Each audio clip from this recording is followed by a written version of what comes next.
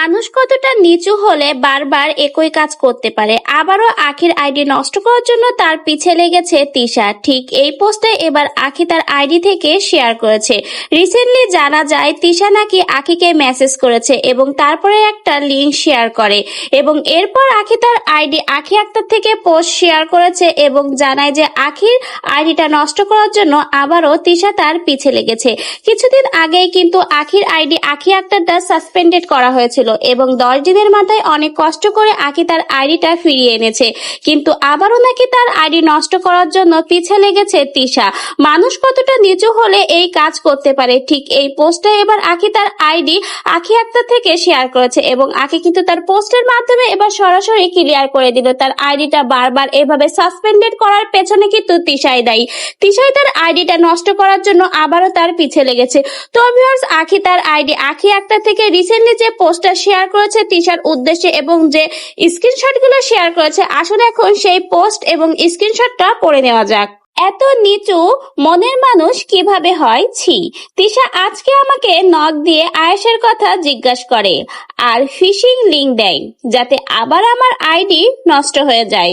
কয়েকদিন পরপরই আমাকে তিশা খোঁজা মারার জন্য নক দেয়। আপনারাই বলেন এই ছোট লোককে কি করা উচিত। এরপরে কিন্তু একটা রাগী ইমোজি দিয়েছে এবং তার সাথে শেয়ার করেছে সেই ফিশিং লিংক এবং তিশা আখির সাথে যেই কথাগুলো বলেছে সেই কথাগুলোর কিছু স্ক্রিনশট।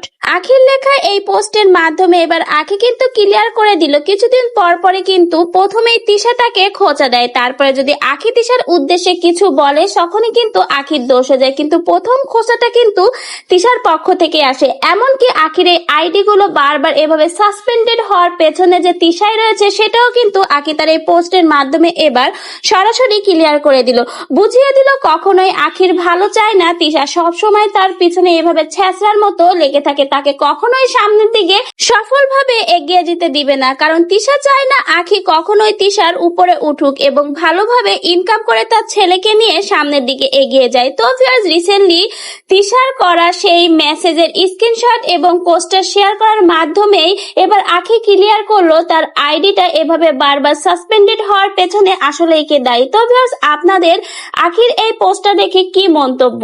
অবশ্যই কি আখি যে কথাগুলো বলেছে সেই কথাগুলো আপনার কাছে সত্য মনে হয় যে আসলেই আখির এই আইডিটা বারবার সাসপেন্ডেড হওয়ার পেছনে তিশাই দায়ী? তিশাই কি বারবার আখির পিছে লেগে এভাবে আখির আইডিটা নষ্ট করছে? আপনাদের মন্তব্য আমাদের কমেন্ট বক্সে জানিয়ে যেতে কিন্তু ভুলবেন না।